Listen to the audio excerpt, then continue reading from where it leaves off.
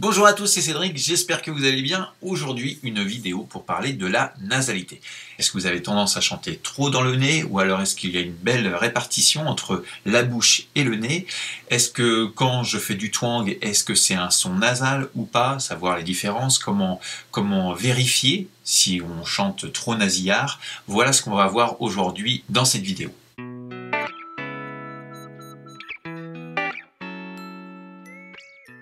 Alors la nasalité, c'est quelque chose qui peut poser problème chez certains chanteurs car la beauté du son est trop agressif et on se retrouve avec une acoustique vraiment très fermée. Alors ça peut venir de plusieurs choses, ça peut venir d'un point de vue physiologique ou problème technique, d'un problème venant de la langue, du fait que la langue reste trop vers l'arrière, et ce qui fait que ça bouge complètement l'ouverture de la bouche, ce qui fait que le son passe uniquement dans le nez, on se retrouve avec un son comme ceci. On peut avoir aussi l'envie de vouloir faire du twang et finalement on n'arrive pas à faire la bonne configuration laryngée et on pense que c'est plutôt en logeant le son dans le nez qu'on arrive à avoir un twang. Il y a des moyens de le vérifier. Est-ce que mon son est trop nasal ou pas assez nasal?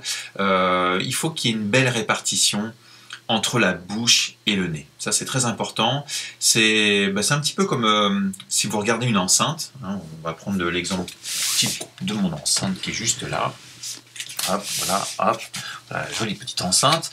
On s'aperçoit que ça, c'est comme si c'était plutôt votre partie de la bouche, donc toutes les basses fréquences, votre voix parlée, votre voix mixte, votre mécanisme premier, votre poitrine, etc.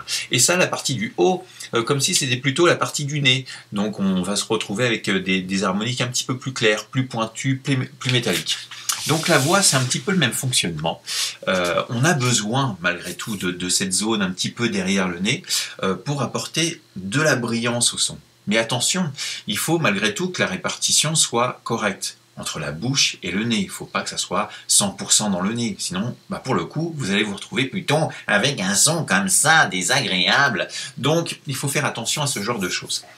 Comment vérifier si on est trop nasillard, nasal, et comment régler ce problème-là? Eh bien, tout simplement en bouchant votre nez pendant que vous faites une note. Vous faites comme ceci, et vous vocalisez. Si le son sort par la bouche, que vous sentez que le son n'est pas bloqué, pas de problème. Par contre, si vous entendez ceci,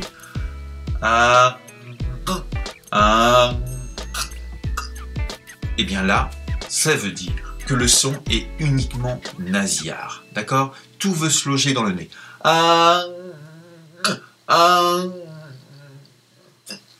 Le moyen de pincer le nez, c'est vraiment quelque chose qui permet de vérifier ça.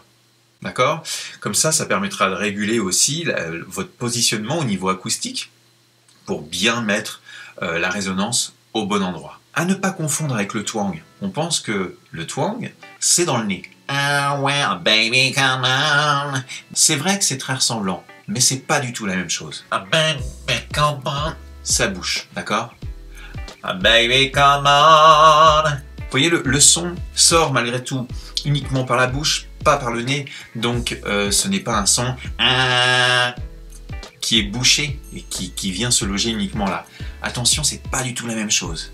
Twang, configuration laryngée bien spécifique, que bien sûr nous pouvons voir en cours ensemble ici, à Évreux, dans mon studio, ou via Skype en cours en ligne.